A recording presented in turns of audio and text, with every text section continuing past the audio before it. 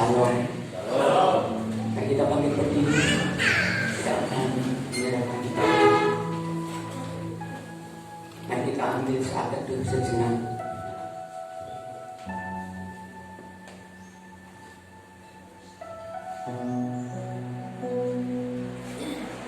Pertolongan kami datang daripada Allah pencipta langit dan bumi. Allahnya Bapak Abraham, Ishak dan Yakub. Allah kami, Allah yang tidak pernah meninggalkan umat kepunyaannya,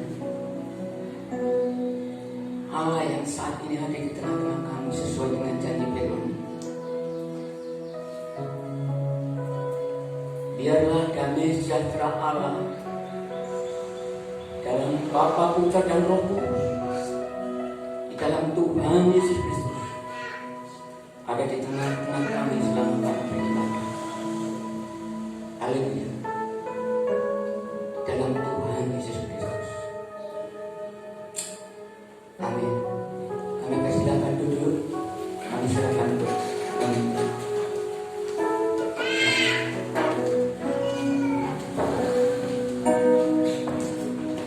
Shalom.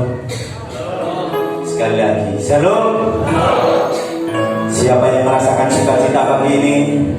Saya yakin sukacita yang daripada Allah senantiasa melimpah dalam kehidupan kita. Amin. Kita akan datang pada Tuhan saat ini. Kita akan menyembah Dia.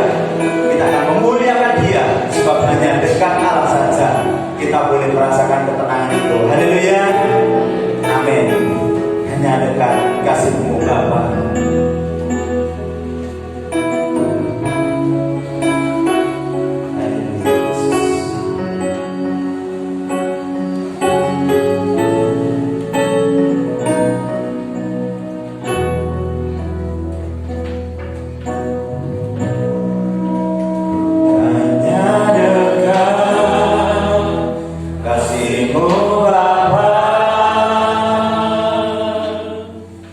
Jiwa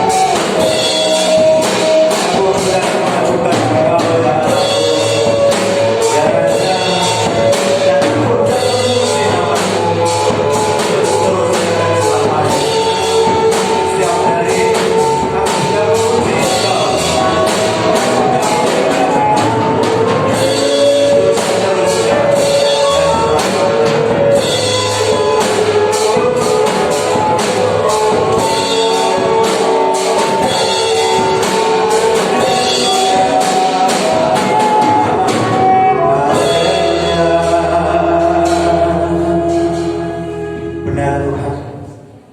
Inilah mazmur kami, inilah pujian kami, inilah penyembahan kami Bapa. Biarlah semua ini menjadi jumpa yang harum di hadirat-Mu, dan nama-Mu senantiasa dipermuliakan dalam setiap langkah hidup kami. Terima kasih Bapa. Hanya di dalam nama Tuhan Yesus Kristus kami akan puji dan syukur kami. Haleluya. Amin. Siap untuk memuji Tuhan? Kita akan bersuka cita bagi Tuhan. Kita akan bangkit berdiri karena rencana Tuhan indah dalam hidup kita. Amin. Indah rencana-Mu Tuhan.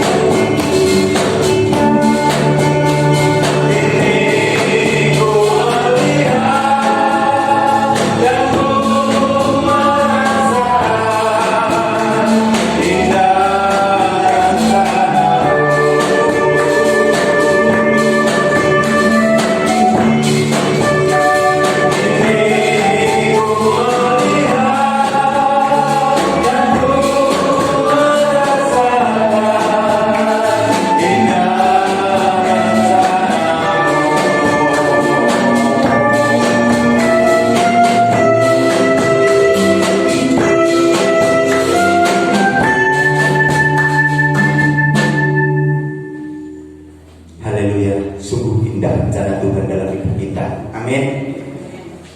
Dan saat ini saya berikan kesempatan untuk Bapak Ibu Saudara yang rindu menyaksikan cinta kasih Tuhan. Saya beri waktu 5 menit untuk bersaksi di tempat ini. Mungkin ada. Kalau tidak ada, kita akan siapkan hati kita untuk mendengarkan sabda firman Tuhan. Masih kuat untuk berdiri? Amin. Kita akan tetap setia, karena Allah kita adalah Allah yang setia. Seperti wanita yang datang mengurapi Yesus, demikianlah hidup kita untuk tetap setia dan taat kepada rencana Allah. Haleluya. Kita akan siapkan hati kita saat ini untuk menerima sabda firman. Haleluya.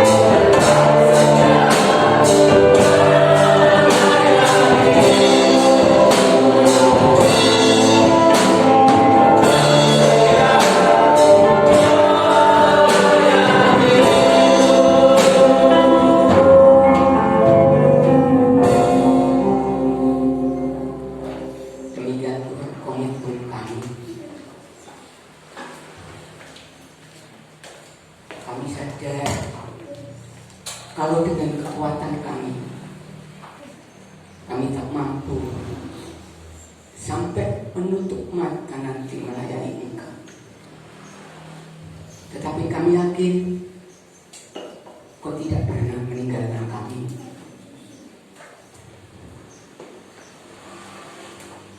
Itu sebabnya Tuhan kami sungguh mengucapkan syukur anugerah penyertaan-Mu. Dan kalau saat ini Tuhan izinkan kami untuk mendengar firman-Mu, kami tidak mau menyia-nyiakan kesempatan yang langka, kesempatan yang istimewa bagi kami.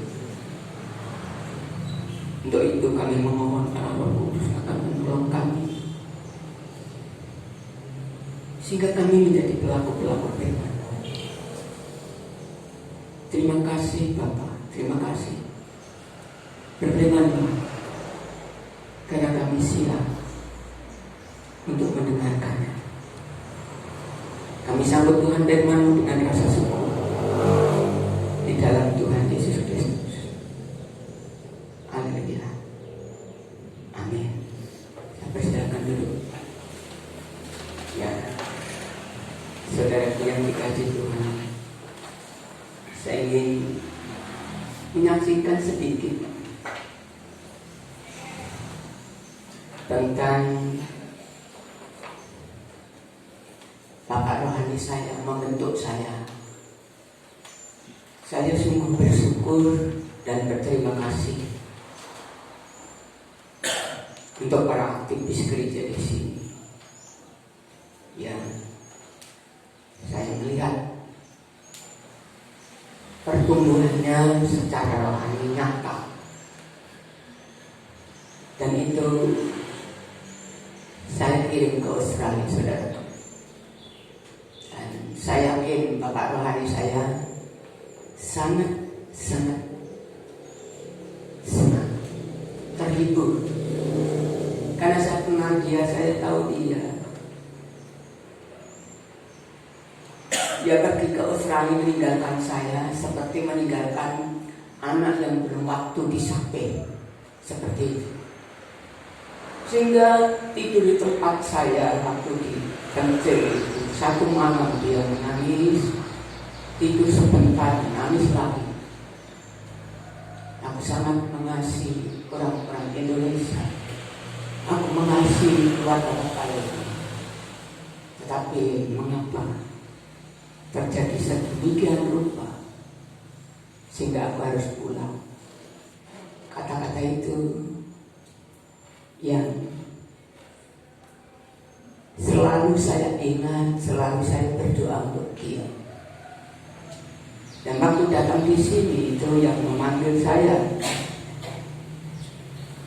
supaya dia melihat bahwa pelayanannya tidak sia-sia. Dan setelah saya share dengan hamba Tuhan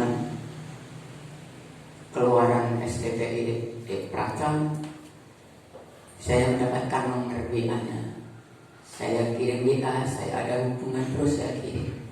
Saya merasa senang dia. Foto Bapak Ibu semuanya yang pelayanan di sini semuanya dikirim. Dan saya memuji Bapak Ibu Saudara yang khususnya yang pelayanan yang tidak bisa dijiplak oleh gereja lain, tidak bisa ditiru oleh gereja lain. Pelayanan di sini kuasa. Saya selalu mengevaluasi, saya dengan tenang mengulang kembali. Kuasa itu tidak pernah turun. Saya memuji, saya sangat senang dengan orang-orang yang terlibat di sini. Semua mendukung dalam doa. Bahkan kalau saat ini Tuhan masih izinkan kami berdiri menyampaikan firman Tuhan, bukan karena kuat gagah kami, bukan karena kuat gagah saya,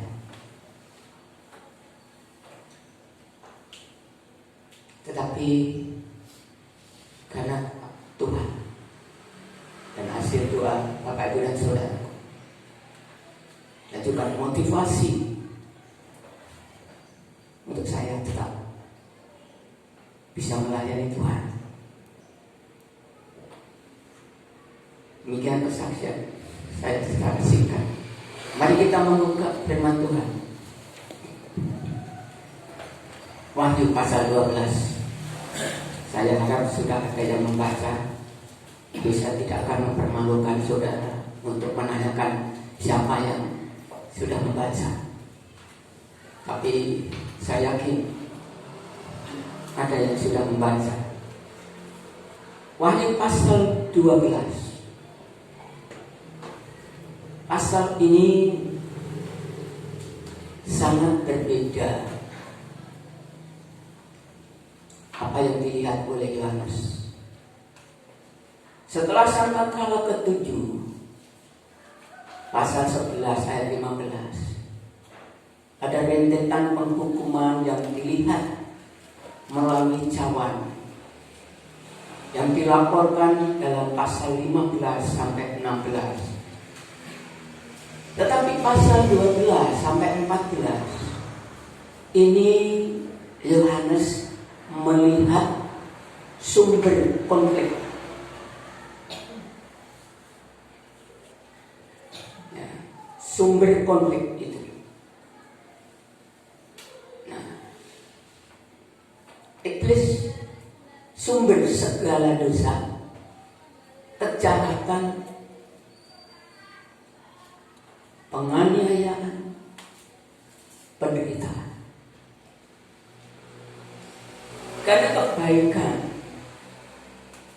di pihak Allah, kejahatan di pihak iblis ternyata berperan dasar di dalam pasal 12 sampai 14 nanti. Saudara yang dikasih Tuhan, mari kita lihat saja. Akan dibacakan oleh Pak Panto dari bab pertama ayat 1 sampai 6. Wahyu pasal yang ke-12 ayat yang pertama sampai yang ke-6. Demikian bunyi firman Tuhan dengan judul perikop perempuan dan naga. Maka tampaklah suatu tanda besar di langit, seorang perempuan berselubungkan matahari dengan bulan di bawah kakinya, dan sebuah mahkota dari 12 bintang di atas kepalanya. Ia sedang mengandung dan dalam keluhan dan penderitaannya hendak melahirkan. Ia berteriak kesakitan. Maka tampaklah suatu tanda yang lain di langit, dan lihatlah seekor naga merah padam yang besar, berkepala 7 dan bertanduk 10, dan di atas kepalanya ada 7 mahkota. Dan ekornya menyeret sepertiga dari bintang-bintang di langit dan melemparkannya ke atas bumi. Dan naga itu berdiri di hadapan perempuan yang hendak melahirkan itu untuk menelan anaknya segera sesudah perempuan itu melahirkannya. Ayat yang kelima, maka ia melahirkan seorang anak laki-laki yang akan menggembalakan semua bangsa dengan gagah besi. Tiba-tiba anaknya itu dirampas dan dibawa lari kepada Allah dan ke tahtanya. Perempuan itu lari kepada gurun di mana telah disediakan suatu tempat baginya oleh Allah, seperti ia dipelihara di situ 1260 hari lamanya. Nah, makasih Pak Panto. Perempuan di sini simbolis umat yang setia kepada Allah, yang menanti-nantikan Mesias. Rupanya ini menuju bangsa Israel. Karena yang tahu akan datang Mesias adalah bangsa-bangsa yang bergabung sebagai bangsa Israel, atau menjadi bangsa Israel, atau bangsa Israel sendiri. Itu jelas bahwa simbol ini adalah simbol umat setia Allah yang menanti-nantikan Mesias. Itu perempuan. Mahkota dari 12 bintang adalah 12 suku Israel. Nah, suku Israel, bangsa Israel ini dikhususkan oleh Tuhan bagi Tuhan. Mari kita lihat Roma pasal 9 ayat 4 sampai 5. Roma pasal 9 ayat 4 sampai 5. Sebab mereka adalah orang Israel. Mereka telah diangkat menjadi anak, dan mereka telah menerima kemuliaan dan perjanjian-perjanjian dan hukum Taurat dan ibadah dan janji-janji. Mereka adalah keturunan bapa-bapa leluhur yang menurunkan Mesias dalam keadaannya sebagai manusia yang ada di atas segala sesuatu. Ia adalah Allah yang harus dipuji sampai selama-lamanya. Nah, saudara yang dikasih Tuhan, sangat jelas dari ayat ini bahwa bangsa Israel itu dipilih oleh Allah, dikhususkan bagi dirinya sendiri untuk menurunkan Mesias. Itu. Nah, pada waktu Mesias itu akan lahir, karena konflik yang terjadi ini terus menerus antara iblis dan Allah.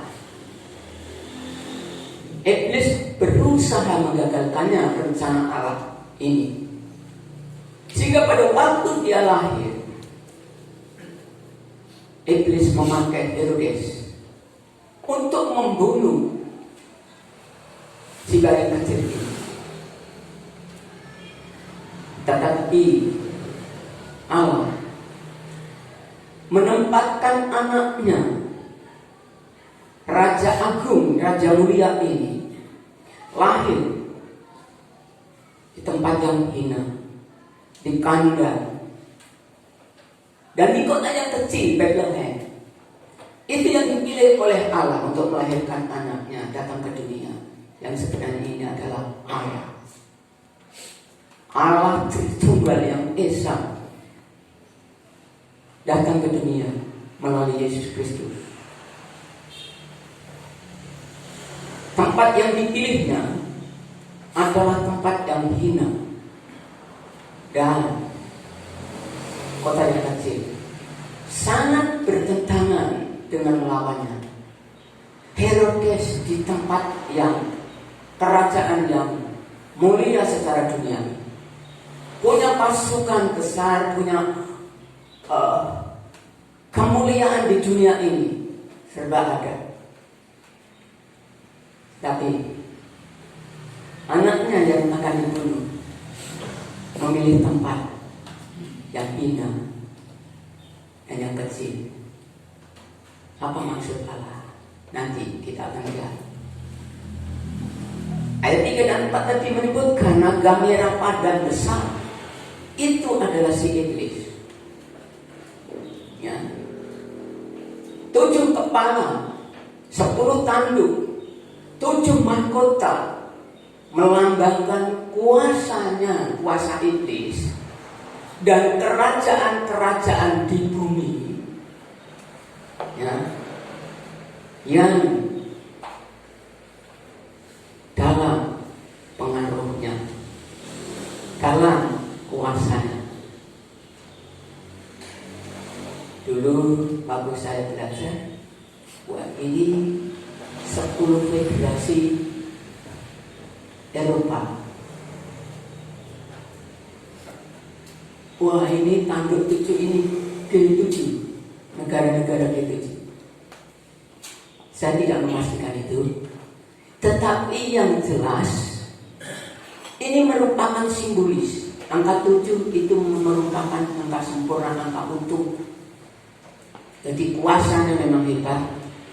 Nah, tanduk 10 ya, punya kuasa, punya kemuliaan, punya kejayaan di bumi ini.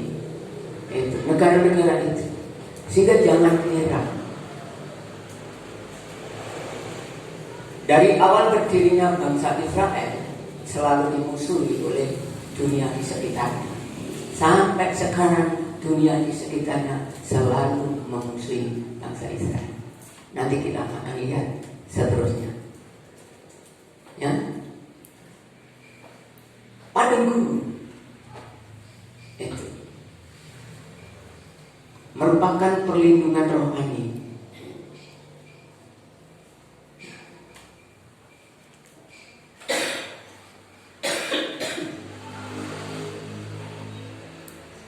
Lihat di sini, naga merah padan menyeret bintang-bintang sepertiga.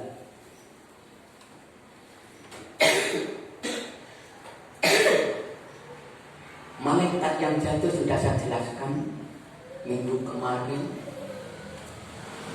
Menjadi setan, bukan satan. Satan itu sebutan iblis yang artinya mendakwa.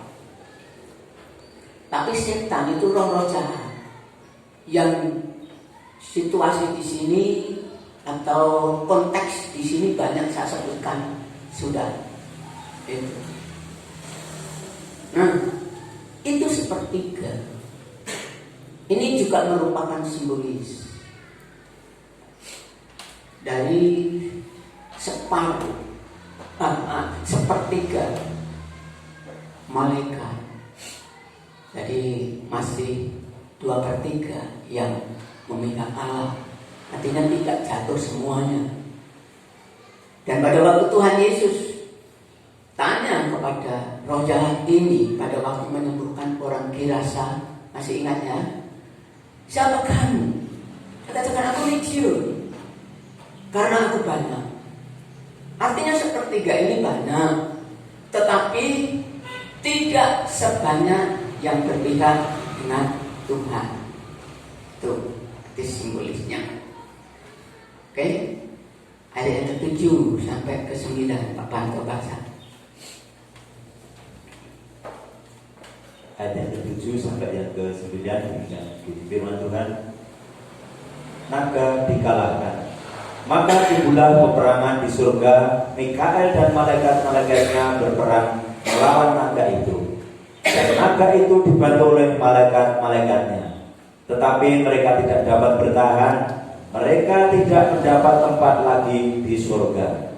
Dan naga besar itu si ular tua yang disebut iblis atau Satan, yang menyesatkan seluruh dunia, dilemparkan ke bawah. Ia dilemparkan ke bumi bersama dengan malaikat-malaikatnya. Nah, saya sebelum jauh menguraikan ayat itu. Iblis dan setan-setan roh jahat dilemparkan ke bumi. Ini artinya pada waktu iblis itu dilemparkan ke bumi, iblis sudah tidak ada akses lagi dengan Allah. Beda pada waktu zamannya Ayub. Ya, ada yang pernah membaca Ayub, cerita Ayub? Besok saya akan khotbah kalau Anda minta itu. Pada waktu itu iblis masih punya akses untuk berhubungan dengan Allah. Tetapi kalau sudah dilempar ke bumi seperti ini, dia tak punya akses. Itu penjelasan tentang dilempar ke bumi.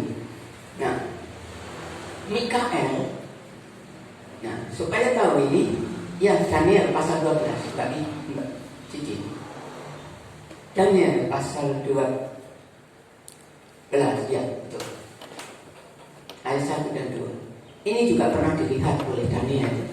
Pada waktu itu juga akan muncul Mikael, pemimpin besar itu, yang akan mendampingi anak-anak bangsamu. Dan akan ada suatu waktu kesesakan yang besar seperti yang belum pernah terjadi sejak ada bangsa-bangsa sampai pada waktu itu. Tetapi pada waktu itu bangsamu akan terluput, yakni barang siapa yang didapati namanya tertulis dalam kitab. Ayat 2. Dan banyak dari antara orang-orang yang telah tidur di dalam debu, tanah akan bangun. Ini kebangkitan yang dilihat oleh Daniel. Sebagian untuk mendapat hidup yang kekal, sebagian untuk mengalami kehinaan yang mengerikan. Ini berbicara tentang neraka yang mengerikan. Itu ada. Saudara yang dikasih Tuhan, mari kita lihat Mikael itu. Mikael itu pemimpin besar, punya wibawa. Nah, di dalam pasal sebelumnya kita melihat ada malaikat yang gagah perkasa. Pemimpin besar. Tugas utamanya lihat di sini, saudaraku. Nah, yaitu menjaga umat kepunyaan Allah. Saudara yang dikasih Tuhan, Mikael tugas utamanya menjaga umat kepunyaan Allah. Anda jangan khawatir tentang peperangan rohani yang terus menerus, karena iblis tahu setelah dilempar itu kemarahannya, dia tahu, dan sampai sekarang pun terus berjuang, terus melawan anak-anak lain di sini. Itu kita bangsa bukan Israel tetapi yang percaya, itu terus dilawan. Nah, sehingga kita bersyukur di sini melihat seluruh dosa itu sumbernya adalah iblis. Seluruh kejahatan itu sumbernya adalah iblis. Seluruh penganiayaan, penderitaan itu sumbernya adalah iblis. Sehingga kalau kita diperlakukan tidak sewajarnya, ya kita tidak usah memusuhi orangnya. Kita tahu sumbernya. Nanti kita akan bahas lebih lanjut. Tapi ketahuilah bahwa Mikael, pemimpin besar itu, menjaga kita. Saudara yang dikasih Tuhan, tadi sudah saya singgung sedikit tentang kelahiran Mesias, kematian Mesias, kebangkitan Mesias. Di balik itu, saudaraku yang dikasih Tuhan, ada peperangan yang dasar antara iblis dan Allah. Iblis akan menggagalkan rencana Allah. Itu sebenarnya tema khotbah saya nanti adalah rencana Allah. Nah, rencana Allah dalam hidup saudara dan saya, nanti aplikasinya ke sana. Tetapi mulai dari rencana Allah untuk menganugerahkan Mesias, itu sudah ada peperangan besar. Waktu lahir dilawan, mau dibunuh oleh Herodes. Ya. Waktu mati, kematiannya dihakimi. Bukan berdasarkan kebenaran, bukan berdasarkan hukum, tetapi berdasarkan teriaknya orang banyak.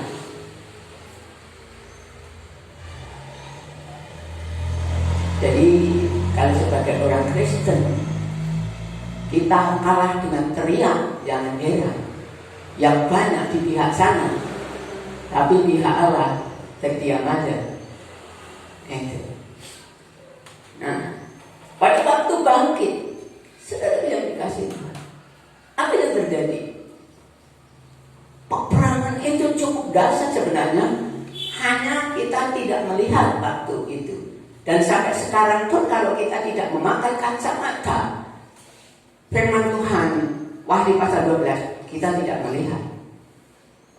Kubur itu disegel supaya dia tidak bisa bangkit. Dijaga. Jadi ditaruh batu besar, dimeterai raja, dijaga. Tetapi rencana Allah tidak pernah gagal. Yesus bangkit. Kuasa dan malaikat turun menolongnya, dan terbukalah kubur. Tuhan Yesus bangkit. Kuasa Tuhan tidak pernah terbelenggu, tidak pernah tersegel, tidak pernah dijaga ketat pun, dia tetap tembus kuasa Allah. Rencana Allah tidak pernah gagal. Saudaraku yang dikasih Tuhan,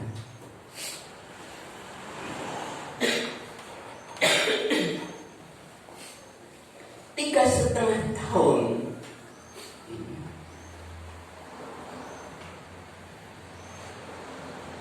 iblis diberi kuasa untuk menginjak-injak bait suci. Kata 3,5 tahun berkali-kali di dalam kitab Wahyu. 3,5 tahun ini ada yang menafsirkan menggambarkan periode Tuhan Yesus datang yang pertama kali sampai datang yang kedua kali. Karena sekali lagi ini 3,5 ini setengah daripada 7, angka 7 itu adalah simbolis itu yang mengatakan genap, sudah lengkap begitu, sehingga pertengahan itu. Tetapi ada juga yang menafsirkan 3,5 tahun ini hurufiyah menjelang kedatangan Tuhan Yesus nanti. Setelah gereja itu diangkat, 1 Tesalonika pasal 4 ayat 12 sampai 18, tidak usah dibaca di sana, Anda sudah berkali-kali saya menyampaikan ayat ini. Itu Tuhan izinkan masa kepicikan, masa kejahatan di bumi ini, dan iblis menginjak-injak kota suci itu. Nah, saudara punya kita, bagi kita apa? Bagi kita, apapun nanti yang terjadi, apakah itu simbolis atau itu rupiah, yang penting nanti ayat 10 sampai 12, iblis itu dikalahkan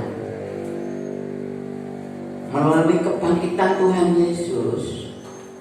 Iblis itu dikalahkan melalui penyaliban Tuhan Yesus. Iblis itu dikalahkan. Nanti saya akan uraikan mengapa itu disebut iblis dikalahkan. Nah, ayat 9, iblis dan Satan tadi sudah saya sebut, itu artinya pendakwa. Sekarang ini sedang mencari orang-orang yang lemah imannya. 1 Petrus pasal 5 ayat 8 sampai 9. Ya. Lihat 1 Petrus pasal 5 ya, ayat 8 sampai 9. Sadarlah dan berjaga-jagalah, lawanmu si iblis berjalan keliling sama seperti singa yang mengaum-ngaum dan mencari orang yang dapat ditelannya. Lawanlah dia dengan iman yang teguh, sebab kamu tahu bahwa semua saudaramu di seluruh dunia menanggung penderitaan yang sama. Nah, saudara yang dikasih Tuhan, ada kemungkinan saat ini juga iblis ada di samping saudara, sedang berkeliling mau menelan saudara. Bukan artinya saudara tubuhnya ditelan begitu, enggak. Tetapi akan melemahkan saudara, ingin menjauhkan saudara dengan Tuhan. Nah, bisa nanti seperti burung gagak itu, firman Tuhan ditabur, lalu burung gagak datang, lalu mengambilnya, sehingga Anda tidak tahu menahu. Ikut Tuhan sudah sekian tahun, bangga dibaptis tahun semua, tetapi firman Tuhan tidak mengerti apa-apa. Kalau tidak mengerti firman Tuhan, tidak mengerti apa-apa, berarti hidupnya jauh dengan Tuhan. Dan itu iblis berhasil. Ini sekarang iblis sudah gencar. Nah, kita lanjutkan saudaraku, ayat 10 sampai 12. Wahyu ayat 12 ayat 10 sampai 12 dengan judul berikut nyanyian kemenangan. Dan aku mendengar suara yang nyaring dari surga berkata, sekarang telah tiba keselamatan dan kuasa dan pemerintahan Allah kita dan kuasa Dia yang diurapinya, karena telah dilemparnya ke bawah mendakwa saudara-saudara kita yang mendakwa mereka siang dan malam di hadapan Allah kita. Ayat 11. Dan mereka mengalahkan Dia oleh darah anak domba dan oleh perkataan kesaksian mereka, karena mereka tidak mengasihi nyawa mereka sampai ke dalam maut. Karena itu bersukacitalah, hai surga dan hai kamu sekalian yang diam di dalamnya. Celakalah kamu, hai bumi dan laut, karena iblis telah turun kepadamu dalam geraknya yang dahsyat, karena ia tahu bahwa waktunya sudah singkat. Langsungkan aja Pak Kantor, karena untuk mempersingkat waktu. Ayat yang ke-13, dan ketika naga itu sadar bahwa ia telah dilemparkan di atas bumi, ia memburu perempuan yang melahirkan anak laki-laki itu. Kepada perempuan itu diberikan kedua sayap dari burung nasar yang besar, supaya ia terbang ke tempatnya di padang gurun, di mana ia dipelihara jauh dari tempat ulat itu selama 1 masa dan 2 masa dan setengah masa. Lalu ulat itu menurunkan dari mulutnya air sebesar sungai ke arah perempuan itu, supaya ia dihanyutkan sungai itu. Tetapi bumi datang menolong perempuan itu. Ia membuka mulutnya dan menelan sungai yang disemburkan naga itu dari mulutnya. Maka marahlah naga itu kepada perempuan itu, lalu pergi memerangi keturunannya yang lain, yang menuruti hukum-hukum Allah dan memiliki kesaksian Yesus. Dan ia tinggal berdiri di pantai laut. Nah, kita melihat peperangan ini, iblis dikalahkan. Ya, iblis dikalahkan. Gagal untuk meniadakan rencana Allah, membatalkan rencana Allah. Tapi tidak tinggal diam. Tadi sudah saya jelaskan, mereka akan mencari keturunan yang lain. Itu seperti itu kita semua orang-orang percaya di situ. Nah, saudara yang dikasih Tuhan,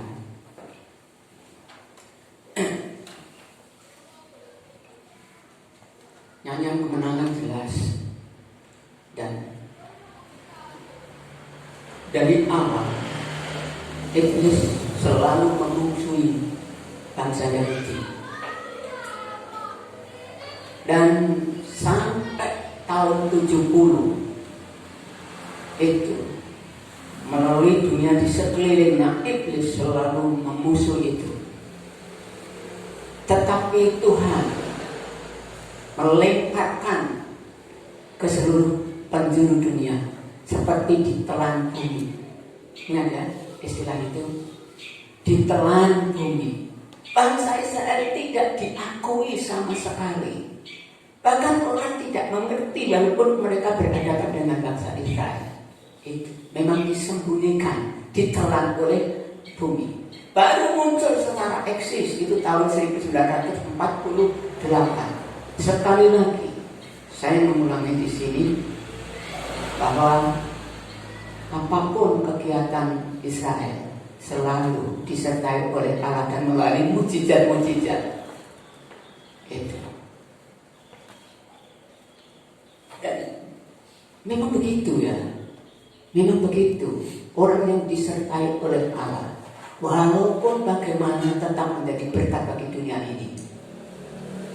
Anda tidak bisa tidak memakai produk buatan Israel. Hampir semua pakai. Menjadi berkat bagi dunia ini. Bahkan secara rohani menjadi berkat bagi dunia ini karena kelahiran Mesias lewat sana. Nah, saudara yang dikasih Tuhan, gambaran itu kira-kira begitu. Ya, saya tidak menyampaikan secara detail, nanti bisa didiskusikan di sana. Tetapi penggambaran itu sudah cukup membawa kita untuk masuk pelajaran apa yang sebenarnya kita terima. Bahwa iblis ingin menggagalkan rencana Allah, tetapi rencana Allah tidak pernah gagal. Haleluya. Nah, rencana Allah bagi kita, mari kita lihat sekarang Roma pasal 8 ayat 28 sampai 30.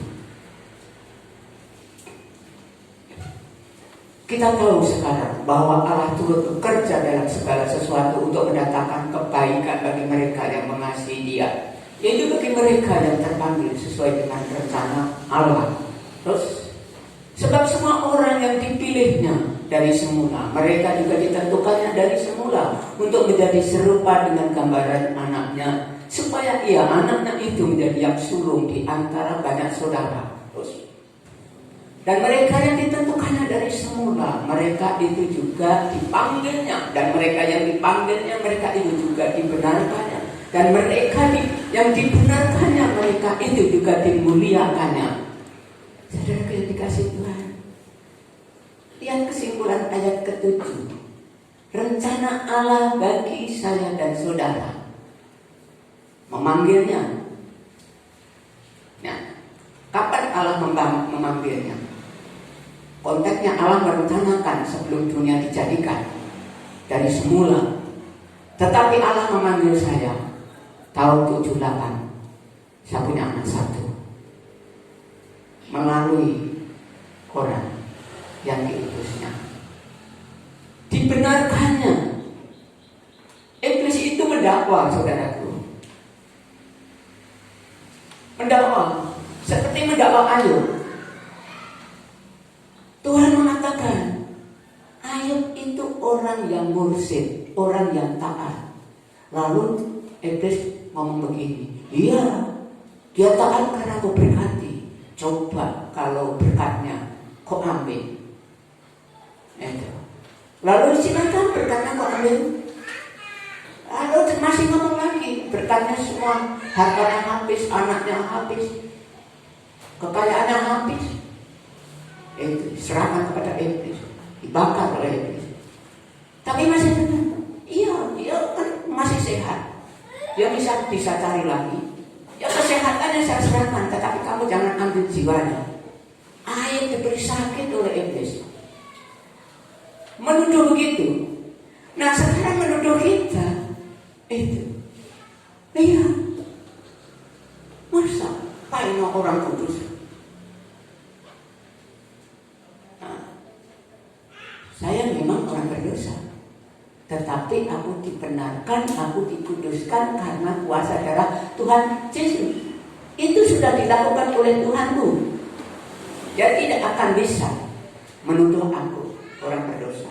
Aku tahu bahwa aku sebenarnya orang berdosa, tetapi aku bukan sebenarnya yang dulu, tetapi sekarang sebenarnya aku sekarang adalah orang kudus yang telah dikuduskan dengan kuasa darah Tuhan, yang telah dibenarkan dalam pengadilan Allah. Kita menang, tidak bisa dituduh. Nah, saudaraku yang dikasih Tuhan, dengan pengorbanan Kristus kita menang. Nah, saudaraku yang dikasih Tuhan, lihat, dibenarkannya itu juga dimuliakannya. Nah, ayat sebelumnya kita dipanggil untuk menjadi serupa dengan gambaran anaknya. Tujuan Tuhan, rencana Allah bagi kita, sudah kita ini serupa dengan Tuhan Yesus dan akan dimuliakan bersama-sama dengan Tuhan Yesus. Ini tujuannya. Ini tujuannya. Bisa Anda mencapai? Tak tahu satu orang. Nah saudaraku, aku juga tidak bisa mencapai. Tetapi ini semuanya telah dikerjakan oleh Tuhanku. Amin. Ini semuanya telah dikerjakan oleh Tuhanku. Dan apa yang direncanakan Allah, tadi sudah kita lihat, tidak bisa digagalkan oleh iblis. Dan kita ini sudah berposisi menang. Nah, sehingga Paulus mengatakan di dalam 1 Petrus, Roma pasal 8 ayat 34-39. Ini pernyataan Paulus yang cukup tegas tapi nyentik juga. Roma 8 ya. Kristus Yesus yang telah mati, bahkan lebih lagi yang telah bangkit, yang juga duduk di sebelah kanan Allah, yang telah menjadi pembela kita. Saya akan tunggu di sini dulu. Saya akan jelaskan ini. Seandainya iblis punya akses kepada Allah, masa baiknya orang kudus Nah, dia akan membela di sini. Betul, mereka itu orang berdosa. Tetapi aku, Tuhan Yesus di sana, telah menanggung hukumannya. Masa akan dihukum kembali? Keluar, sudah. Kita menang. Terus ayat selanjutnya. Nah, siapakah yang akan memisahkan kita dari kasih Kristus? Penindasan atau kesesaan, atau penganiayaan, atau kelaparan, atau ketelanjangan, atau bahaya, atau pedang. Terus. Seperti ada tertulis, oleh karena engkau kami ada di dalam bahaya maut sepanjang hari. Kami telah dianggap sebagai domba-domba sembelihan. Terus. Tetapi dalam semuanya itu, kita lebih daripada orang-orang yang menang oleh Dia yang telah mengasihi kita. Siapa yang dikasihi oleh Kristus, menang bersama Dia. Saudara yang dikasihi Tuhan,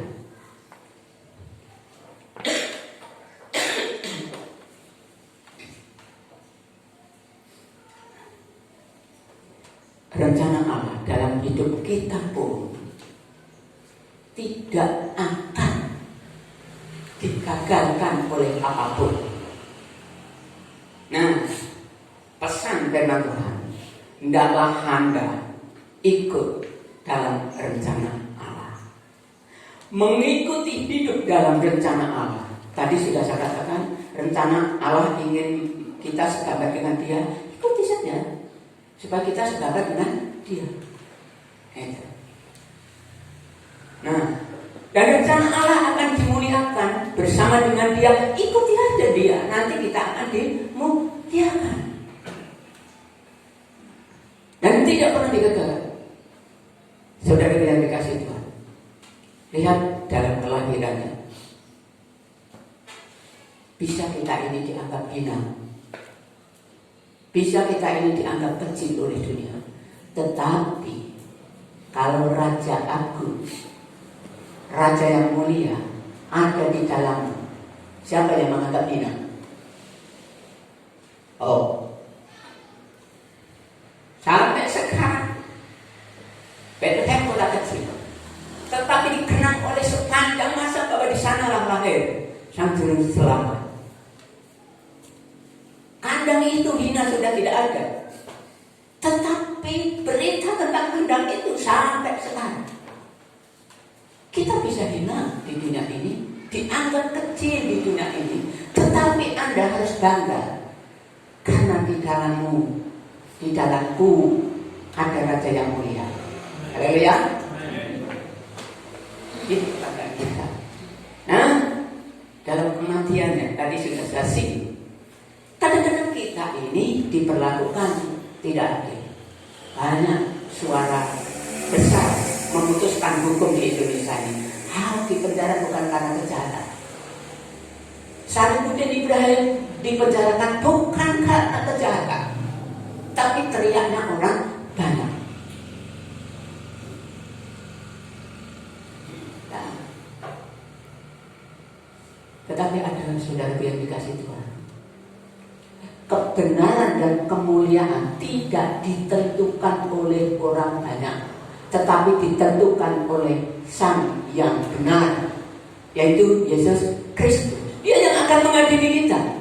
Dunia ini akan diadili oleh Dia.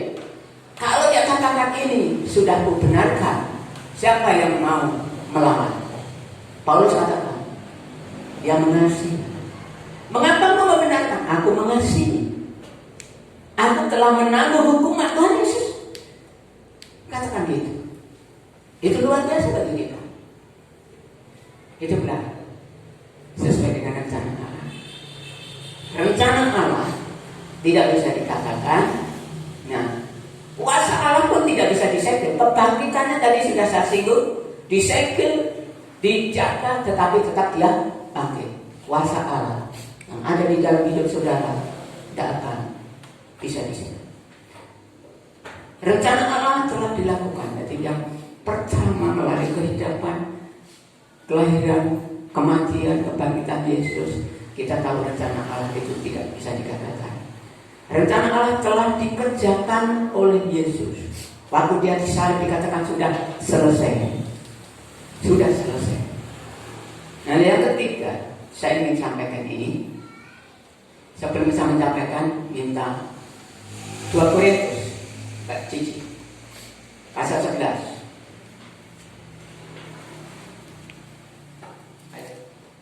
Ayat 23 sampai 27. Tolong dibacakan kalau sudah tampil.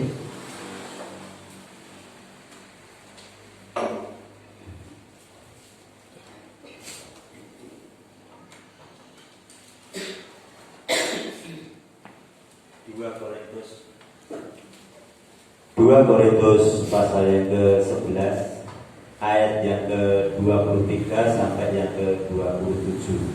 Demikian bunyi firman Tuhan. Apakah mereka pelayan Kristus? Aku berkata seperti orang gila, aku lebih lagi. Aku lebih banyak berjerih lelah, lebih sering di dalam penjara, didera di luar batas, kerap kali dalam bahaya maut.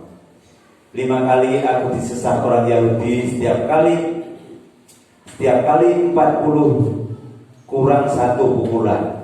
3 kali aku didera, 1 kali aku dilempar dengan batu, 3 kali mengalami karang kapal, sehari semalam aku terkatung-katung di tengah laut.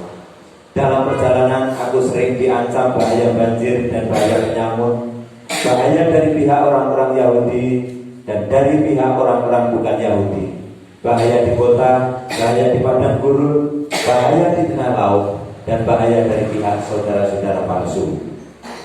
Aku banyak berjerih lelah dan bekerja berat, kerap kali aku tidak tidur. Aku lapar dan dahaga, kerap kali aku berpuasa kedinginan dan tanpa pakaian.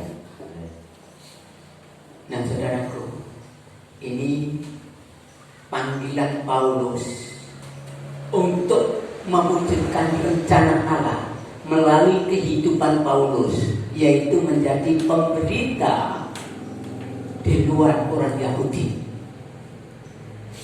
Nah, banyak tantangan seperti itu. Artinya apa? Kalau kita ingin mewujudkan rencana Allah dalam hidup kita, pelayanan apapun, kehidupan apapun, tetap ada tantangan. Tetap ada tantangan. Bahkan Paulus menasihati kepada Timotius, 2 Timotius pasal 3 ayat 12.